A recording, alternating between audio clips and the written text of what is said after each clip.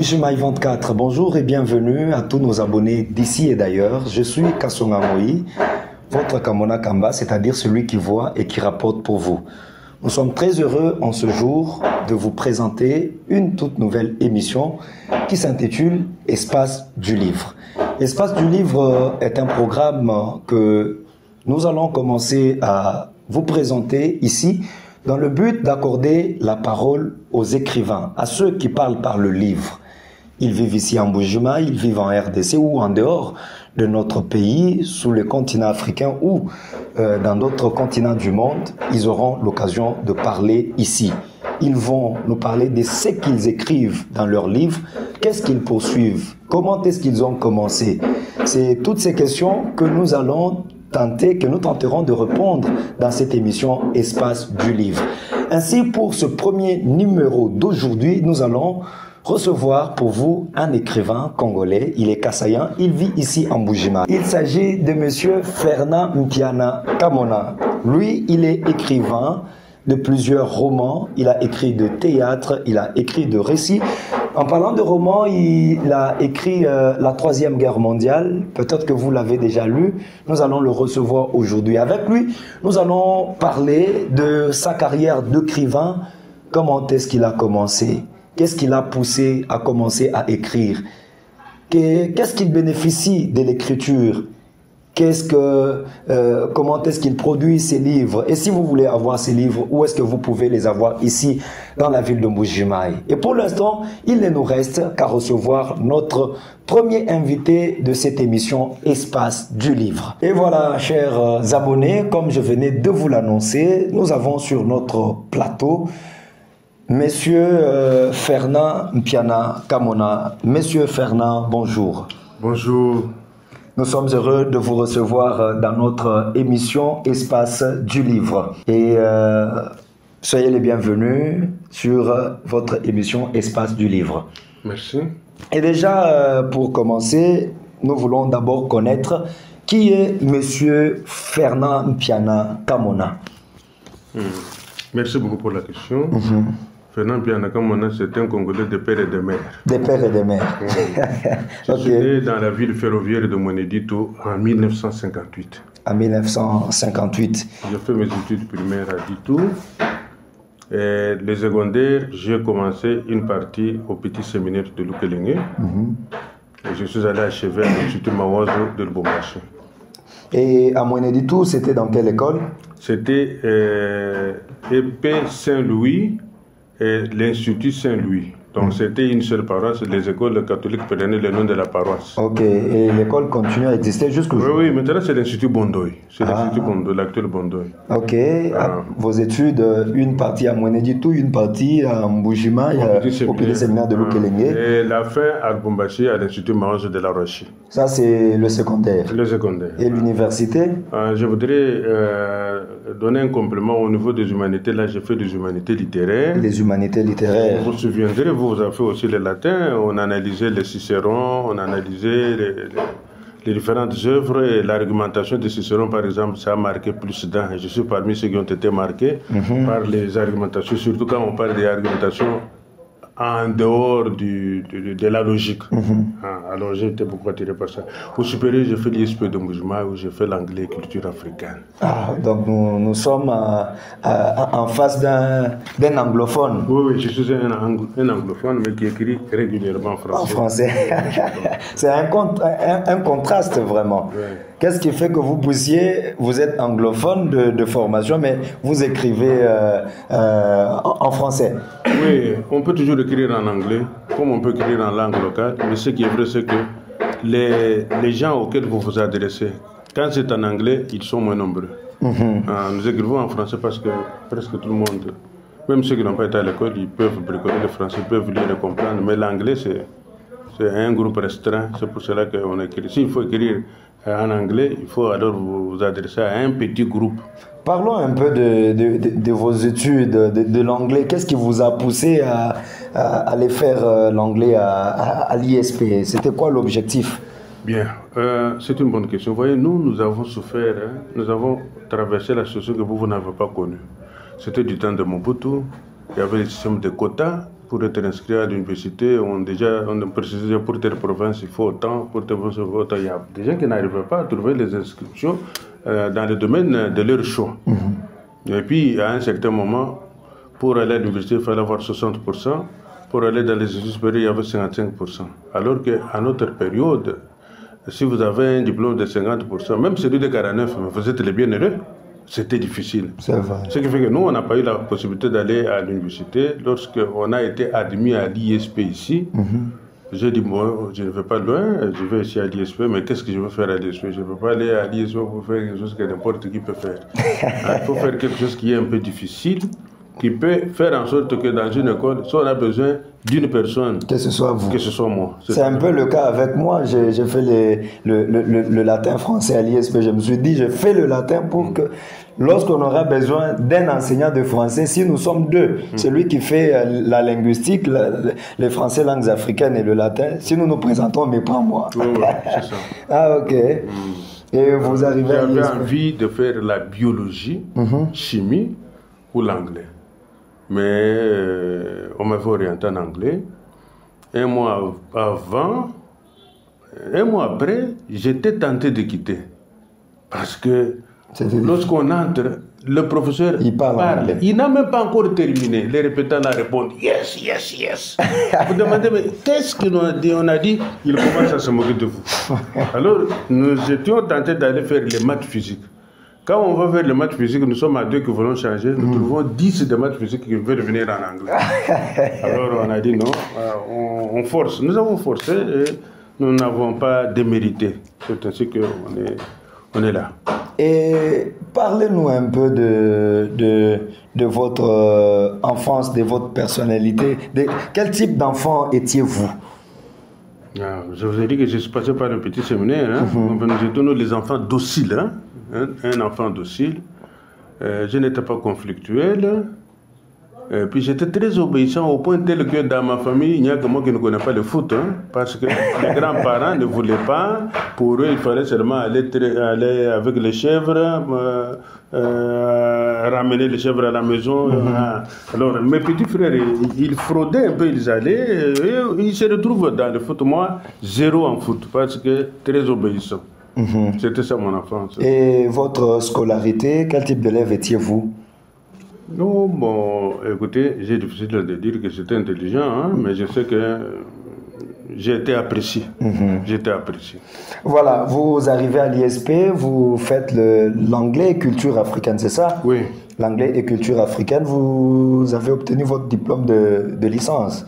Non, diplôme de graduat. Diplôme de graduat, c'était en quelle année? 1986. En 1986. Maintenant, venons-en à l'écrivain Fernand Mpiana Kamona. D'où est partie cette soif-là de devenir écrivain? C'est parti comment?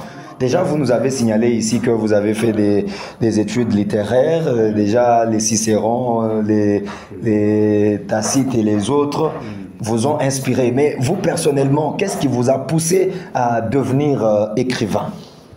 Ça va, une bonne question. Quand je suis allé à Lubumbashi pour reprendre la 6e année des humanités, j'étais dans une école où moi-même je ne me reconnaissais pas. C'est-à-dire je me prenais pour un dernier alors que pour les collègues j'étais un numéro à ne pas lâcher, un numéro sur lequel il fallait s'appuyer. C'est vrai. C'est ainsi que, comme dans cette école-là, il y avait la revue scolaire. Et comme Awazo, comme on l'appelait, j'ai été élu massivement les rédacteurs en chef de cette revue-là. C'est vrai. C'est-à-dire quand les autres élèves écrivent, on amène. Notre comité assisté de quelques enseignants, jauge les écrits des autres et décide de ce qui est à publier dans la revue. C'était déjà une responsabilité qui me préparait à l'écriture. Vraiment. Et puis, il y a aussi une histoire bizarre. Quand je suis allé à Kinshasa pour la première fois, c'était en 2008. Un ami m'a montré, on se promenait là-bas, il m'a montré le bureau. C'est ça le bureau de l'écrivain Zamenga Batukezanga. À Lubumbashi. À Kinshasa. À Kinshasa. Il s'occupait de la structure des handicapés physiques. Hein. Il était le responsable. Alors, il m'a montré son bureau. J'ai dit, ah, je vais le saluer. Je suis allé, je l'ai salué. Bonjour, vieux. Vous l'avez rencontré en chair et en os. Oui, bonjour. Vous l'avez quand même déjà lu oui, avant de le rencontrer. Oui, je l'ai lu beaucoup, je l'ai beaucoup analysé.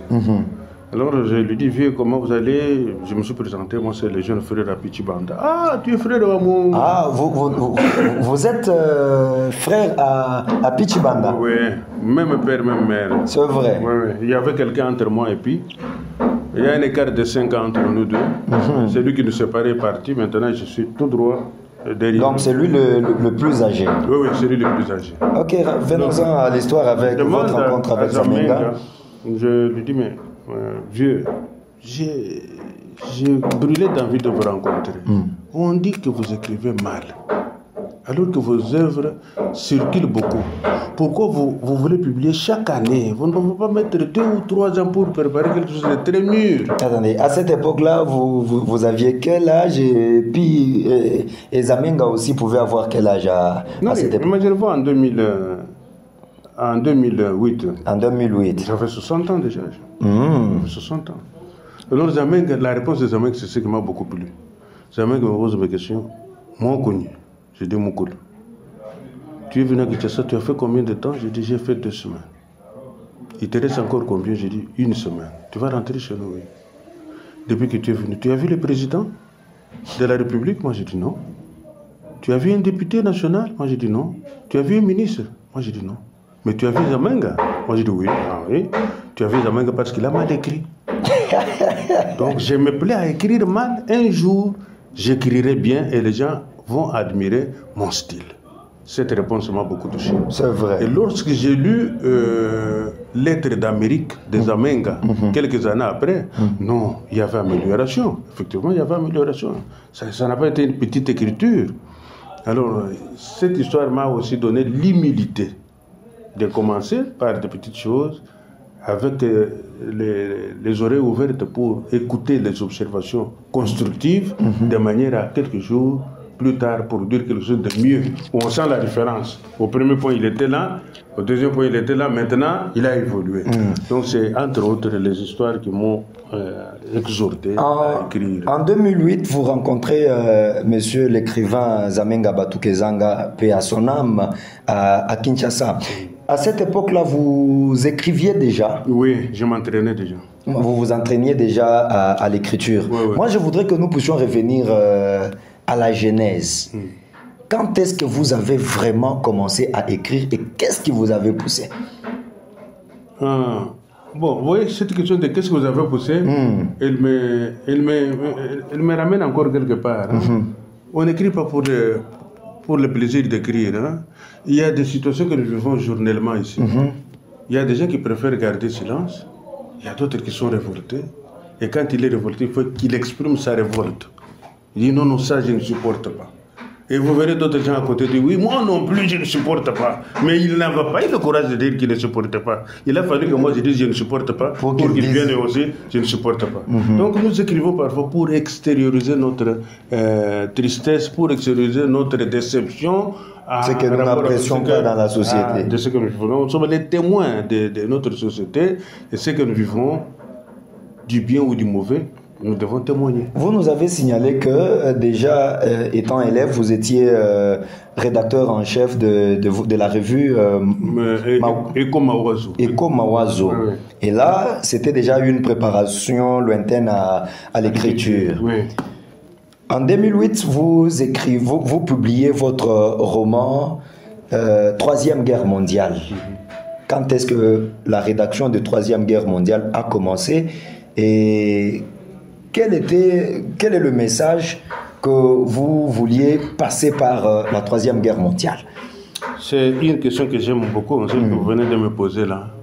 J'ai commencé à écrire Troisième Guerre mondiale, on peut dire en 2006. En 2006. Alors, quand j'avais déjà écrit, là je vais revenir encore à quelque chose qui m'a motivé à aller plus loin. Un ami qui était assistant à l'ISP Kananga m'a appelé pour me dire qu'il y a un concours littéraire qui se prépare ici à Kanang. Vous, comme vous êtes de la corporation des écrivains de Mbuji-Mayi, rassemblez les œuvres des gens de Mbuji-Mayi, envoyez ou ramenez ici. Et comme je n'avais jamais été à Kanang, j'ai dit non, moi, même à pied, je vais aller à Kanang. J'ai ramené tout ce qu'il y avait. Comme œuvre des écrivains d'ici. J'ai déposé, je suis rentré. Et on est allé, on a envoyé le texte en lecture. Et lorsqu'on a proclamé les résultats, mon texte à moi n'était pas passé. Il y a le texte de notre ami Louis Moulumba Sanza, l'inspecteur, qui avait remporté le premier prix pour le côté roman. Mais mon texte à moi n'était pas admis pour être publié ou pour recevoir un prix. Mais j'ai bénéficié des remarques vraiment constructives du professeur qui avait lu le feu Mbuyamba Kankoulou. Mbuyamba Kankoulou, je me rappelle encore ce qu'il avait écrit au bas de mon texte. Il a dit, sous cette forme, ce livre ne peut pas faire objet d'une publication. Vraiment. Il a encore des erreurs sur le fond et sur la forme. Que l'auteur intègre les observations que j'annexe à son texte ici pour que le texte soit reconnu valable. Alors, au moment venu, on nous a dit qu'on donnait le prix, mais il fallait envoyer la procuration légalisée pour avoir l'argent. Nous avons envoyé la procuration, on a donné à lui son argent, il avait gagné le prix pour le côté roman.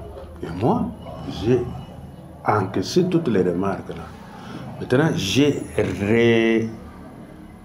intégré les remarques dans le texte. Quand j'ai intégré les remarques dans le texte, en 2007, j'ai envoyé ce texte en Belgique à un éditeur pour voir s'il pouvait apprécier ou s'il avait encore des remarques à me faire. Et quand il a lu le texte, il a trouvé que c'était un bon texte. Vous voyez, à ce moment-là, le sida faisait encore rage. On parlait beaucoup plus du sida. Donc, comme le texte sensibilisait sur le sida, il a trouvé que ça pouvait lui faire une bonne affaire. Il a donné aussi à un écrivain, dont j'étais le nom. Et c'est celui-là qui a encore arrangé les choses, parce qu'il y a des choses qu'il a enlevées pour ne laisser que l'essentiel. Et on a dû publier ce livre-là. Quand on l'a publié, le professeur Mbuyamba Kankoulou était venu ici pour donner cours. Les gens qui le sollicitaient là, pour être directeur, il dit, mais amenez les livres. Non, nous n'avons pas de livres. Vous, si vous avez des livres, proposez-nous des livres. Ah, il a dit comment? Autant d'étudiants là, moi je vais donner un livre à chaque étudiant. Tout un sac de livres amenés ici ou quoi là? Ici, il n'y a pas d'écrivain sur place? Oh, il n'y a pas d'écrivain. Ah bon? Il leur pose la question. Est-ce qu'il vous est déjà arrivé de rencontrer un roman intitulé Les racines rongées? Qui en est l'auteur? Louis Moulumba Sanza. Et ce n'est pas un livre que vous pouvez analyser? Ils se sont dit. Et il pose la question. Est-ce que vous avez déjà vu un roman intitulé Troisième Guerre mondiale? Ah oui, on a vu ça. Mais vous ne pouvez pas analyser ça? C'est un livre que j'ai beaucoup aimé. Parce que ce livre, je l'ai reçu pour le concours et je ne l'avais pas accepté sous cette forme-là. Mais j'ai été très content, 2 ans après, l'auteur m'envoie une copie de son roman et quand j'ouvre, je trouve qu'il a intégré tout ce que j'avais fait comme observation. Je suis très content. Si vous n'avez pas de livre à analyser, analysez ce livre-là. Et allez à l'ISP, nos œuvres sont beaucoup plus analysées là-bas, à partir de ce moment-là.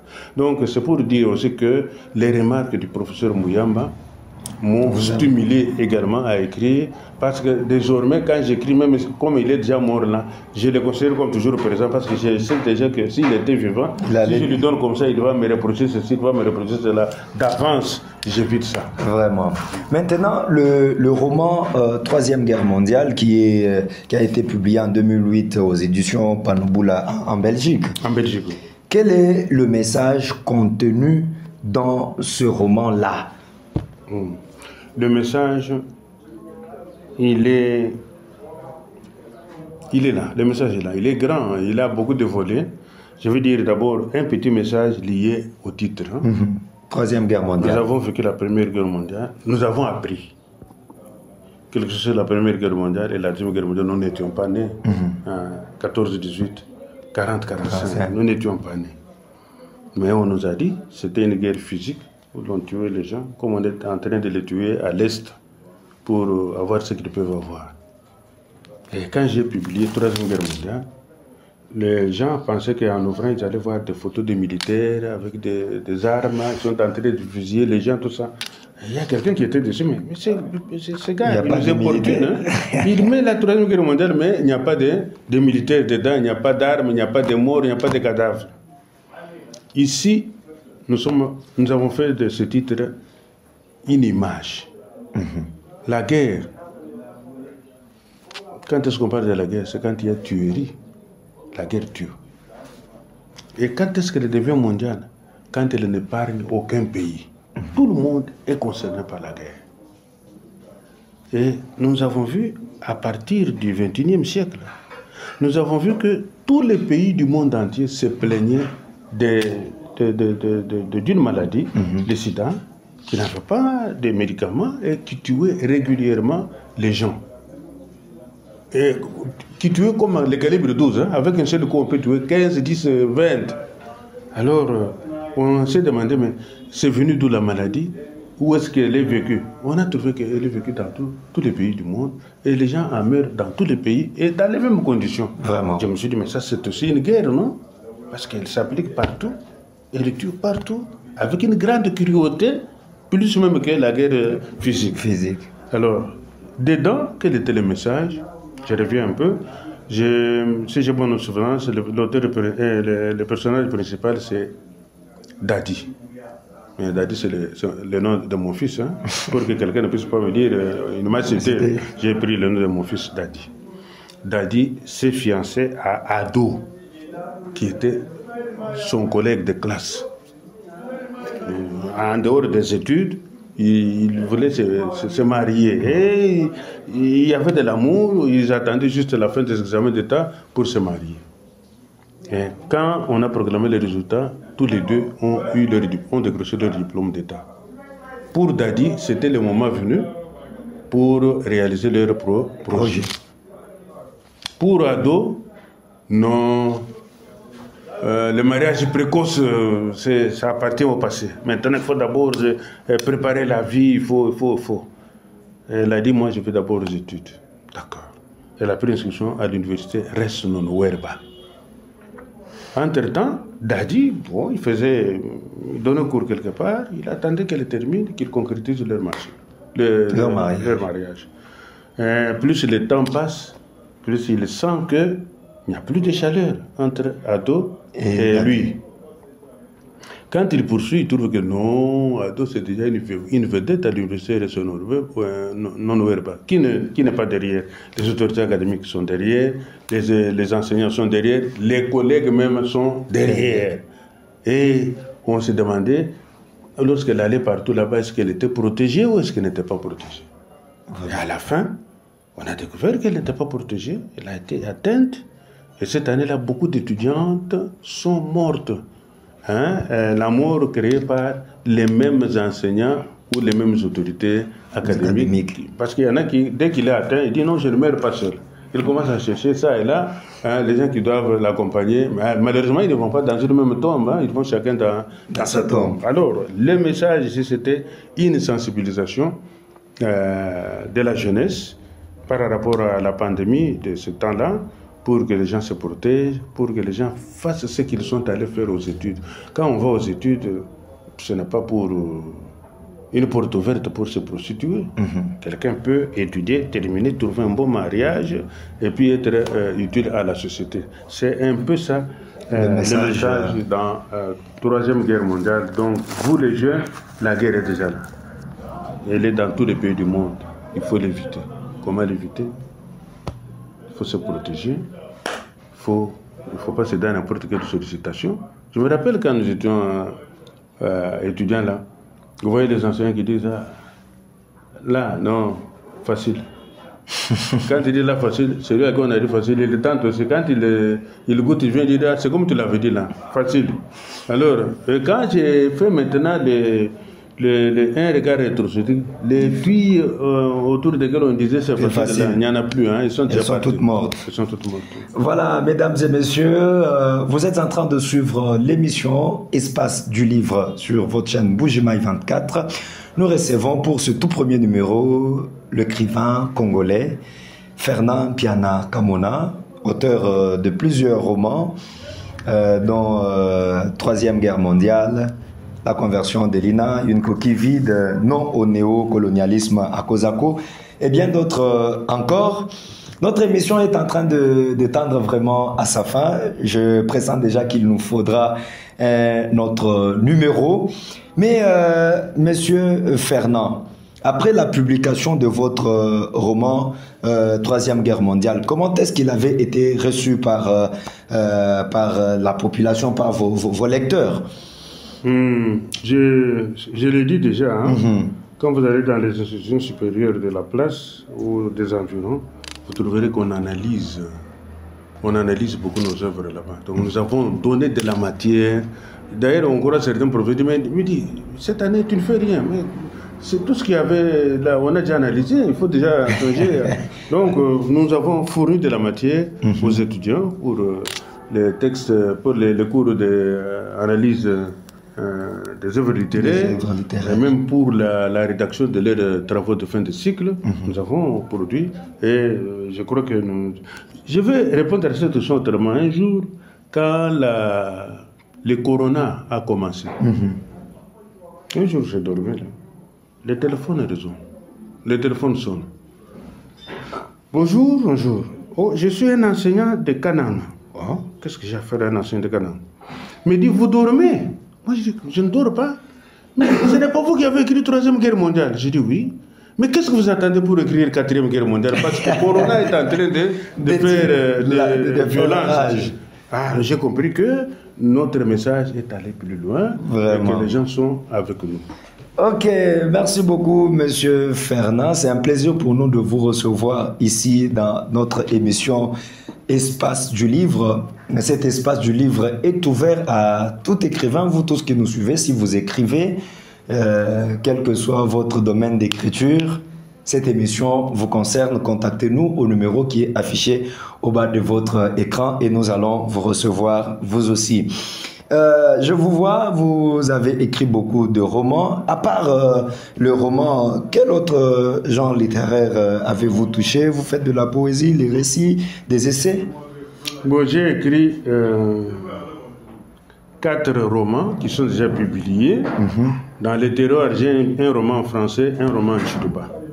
Un roman en Chiluba. Oui, mais on doit s'écrire dans notre propre langue. C'est vrai. Vous croyez qu'on vous lira en Chiluba? Non, même si on ne me lit pas, on aura besoin de ces écrits-là. Parce que les enfants ne lisent pas, mais ce n'est pas pour cette raison que nous devons nous empêcher d'écrire. J'ai publié les pièces de théâtre. J'ai publié un récit. Et j'ai devant moi un recueil de poèmes en Chiluba, mais c'est un recueil que j'ai composé pour répondre à un besoin d'un concours littéraire qui va être organisé à Kananga au mois de mars. Donc, on a touché à tous ces domaines-là. Okay. J'ai beaucoup plus écrit les romans. J'aurais bien voulu que vous m'accordiez 1 minute pour que je parle des coquilles vides. Voilà, nous accordons quelques minutes à M. Fernand, puisque nous sommes déjà en train de courir derrière le temps. Coquille vide. Coquille vide. Vous voyez, quand on voit une coquille, nous pensons qu'il y a quelque chose à l'intérieur. Un escargot ou une tortue, quelque part là-bas. On peut même courir et rappeler, oh, j'ai eu la tortue. Mais quand vous regardez à l'intérieur, il n'y a rien, vous regrettez parce que la coquille, vous allez en faire quoi? Ça ne va pas servir à quelque chose. Dans ce roman, nous parlons de la dépravation des mœurs. Un monsieur s'est marié à une femme qui était déjà une fille mère. Il a élevé l'enfant de sa femme-là comme son propre enfant. À 16 ans, la femme meurt et l'enfant reste. Les sœurs à la femme viennent pour prendre l'enfant. L'enfant dit non, je suis déjà habitué à papa, je suis habitué à mes demi-frères, laissez-moi vivre, il n'y a rien. Et on a compris qu'il ne fallait pas l'inquiéter. La fille est restée. 1 an après, les démons habitaient le papa. Le papa a voulu transformer l'enfant de sa femme en sa propre femme. Et quand l'enfant a refusé, il a voulu faire comprendre à l'enfant qu'ici chez nous, quand une femme meurt, on doit la purification, il faudrait qu'on aille avec sa soeur, sa cousine ou son enfant. La fille a dit non, moi je ne suis pas dedans. Allez chercher sa soeur ou ses cousines, moi je ne suis pas dedans. Et l'homme a pu chasser l'enfant de la maison. Qu'est-ce qu'il y a? Elle est têtue. Est-ce qu'il y avait problème de tétutesse? Et quand on a eu à entendre la fille, elle a dit non, le problème n'est pas au niveau de la tétutesse. Ce monsieur-là, c'est une coquille vide. C'est un parent qui n'a rien des parents. Oh là là. Voilà un peu le message contenu dans une coquille vide. Voilà. Coquille vide, je crois que le temps nous imparti n'est plus, mais nous allons quand même accorder quelques minutes à M. Fernand Piana de nous déclamer quelques poèmes en Chiluba parmi ceux que vous avez, puisque je vous rappelle que nous aurons une autre émission avec M. Fernand. Là, nous parlerons de notre culture, nous parlerons de nos coutumes, de nos habitudes et de nos mœurs. L'émission va venir, mais pour l'instant, faites-nous, déclamez-nous quelque chose, un poème en Chiluba. Vous prenez lequel, monsieur Fernand? Bon, comme j'ai le texte, je lis, je ne déclame pas. Vous allez lire. Okay. Je vais lire deux. Le premier, c'est ma propre langue. Il y en a qui ont honte de parler leur langue. Je me rappelle un jour, j'étais dans un bus, je vois un ancien collègue, je lui dis, ben toi, vous, allez, toka couler. Ah? Allô, Bumbashi. Oui, comment? Allez, quittez. Et quand nous sommes descendus, je suis allé chez moi. Le soir, je suis allé chez lui. Parce qu'on habitait le quartier Bel-Air, il n'était pas loin de chez moi. Je me dis, qu'est-ce que tu as fait? Ah, dis, toi dans le bus, là, tu me parles en Chiluba pour que tout le monde sache que nous sommes au Liban. C'est quoi? Moi, j'ai dit que bon, quand nous étions avec toi à Benetiba, tu avais une grosse tête courbée comme ça. Tu ne t'approchais même pas de nous. Tu crois que toi, celui-ci, si tu te soustrayais du groupe de Bedoba, nous allons perdre quoi? Vraiment. Moi, je ne peux pas avoir honte de parler ma langue. C'est ainsi que j'ai écrit un poème là intitulé Chiluba. Chiluba ke wani mwakulu. Mun shila kudibani bakaku. Mun donga shikudibani mao. Ndi mwakulu ni budisu. Chidi ba kumfu bundu. Ne mumunya ne mbutuku. Badiba wakula ne kumputu. Kudibadonye ba miakulu. Ba wanyisha ba wupane lumu. Kubenga kwa kule wetu mwakulu. Se kushebe wetu bumuntu. Kabidi kudupoekesha lumu piana kamona umu itaba ngere kandike kamwela banzo kanchama ela banzo wakanchama banzo kanchama rumayenga même cheno manye banzo kanchama na mukaji une fille qui a fait un bâtard. Alors le bâtard vit dans la famille maternelle avec ses oncles maternels tout ça, mais tout le temps discriminé. Comme c'est le cas ici chez nous. Mais c'était un homme fort. Le jour qu'on a agressé la famille là-bas, on avait tapé presque tout le monde. Quand tout le monde sait que maintenant, il n'y a pas d'espoir, c'est alors où est Banza? Banza où? Et dès que Banza vient, on sent qu'un homme est arrivé. Il râle.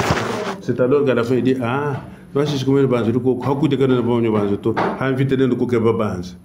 ça, Banzo Kanchama. Lisez-nous ce poème. Il y a un poème là, Banzo Kanchama.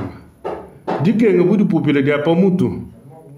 Dieu dit quoi là, bah de voula, bah de voir le lula.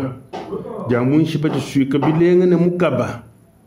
Ndi pani, moana, bobana bons. Bako to badia, non to mamai. Ani mapanga, masano ko kulubala. Janvita même ko vochilobo bako abo kushala tufuba kari tufuba to se ke tu lekele bions banzo wakachama nje mashiyeno kunta podole na bako abo nkwenze chilema bodo ndikabo kakatenda mulodi piana kamona banza wakachama. Je crois que mesdames et messieurs, il y a beaucoup de choses ici. Ce n'était qu'un avant-goût. Nous sommes presque arrivés à la fin de notre premier numéro de l'émission Espace du Livre. Je crois que nous devons revenir avec M. Fernand pour continuer et parler des coquilles vides, parler encore de Mieux vaut tard que jamais, parler des pros féminins et de beaucoup d'autres œuvres. Mais maintenant, alors que nous sommes arrivés à la fin, Monsieur Fernand, si quelqu'un voudrait avoir vos œuvres, vos romans, où est-ce qu'il peut les trouver? Les points de vente se trouvent à quel endroit? Avez-vous un numéro de contact par lequel on peut vous retrouver? Merci beaucoup. Les livres qui sont publiés en Europe, on fait la commande en Europe, et du livre, on s'adresse au service clientèle et du livre, on fait la commande et on vient vous livrer les livres là où vous êtes. Panobola, la même chose, Panobola, on peut acheter en Belgique, à l'édition Panobola, comme on peut acheter ici chez nous. Nous avons un numéro de téléphone. Donnez-le. 085 427 70 09. Vous pouvez le reprendre. 085 427 70 09. Et le WhatsApp, c'est 081 603 43 15. 081 603 43 15. Si on nous contacte à ce numéro-là, on peut accéder à l'ouvrage dont on a besoin. Donc, pour vous qui nous suivez en dehors de notre pays, à ce numéro-là, vous ajoutez plus 243. Alors, est-ce qu'il y a la version électronique de ce livre-là? De ce livre, ou bien c'est seulement la version papier en dur comme ça, puisqu'actuellement, tout se passe peut-être aussi dans l'électronique. Oui, nous avons ce texte-là en version électronique. Si quelqu'un veut acheter l'électronique, nous allons lui vendre. Alors, nous sommes vraiment arrivés à la fin. Votre mot de la fin, Monsieur Fernand Mpiana. Je vous remercie sincèrement, Monsieur Éternel, comme on vous l'appelle, Tchendelele. Ici, je souhaite que l'on m'appelle Kasongangoy. Je vous remercie beaucoup pour avoir accepté que nous puissions être ensemble. Je crois que, comme vous l'avez dit là, c'est un début. Derrière moi, il y a beaucoup d'écrivains. Vous avez cité Kabango Tchepele, il est là, l'inspecteur Louis Moulumba est là, le professeur Adrien Mounioka est là, Eli Kasonga Kabamba est là, Albert Ilonkama est là. Tout ce monde-là, les Moukendi Kankumbu, ils sont nombreux. Vous allez nous recevoir à tour de rôle. Vous allez même vous fatiguer parce que nous sommes nombreux et nous avons beaucoup. Vous voyez, aujourd'hui, on a touché à un petit rien. Un petit rien, donc, nous aurons le temps. Je vous remercie. Tendez-nous la main. Nous allons vous tenir dans les bras et on va produire de bonnes émissions.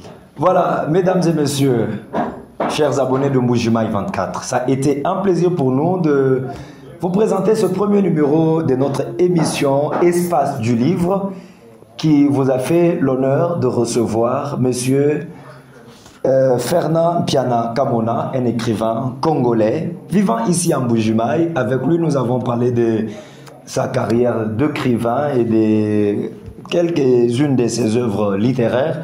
Nous n'avons pas tout épuisé. Ce n'est qu'une partie remise. Nous croyons que le prochain numéro, nous serons encore avec lui pour continuer avec notre émission Espace du Livre.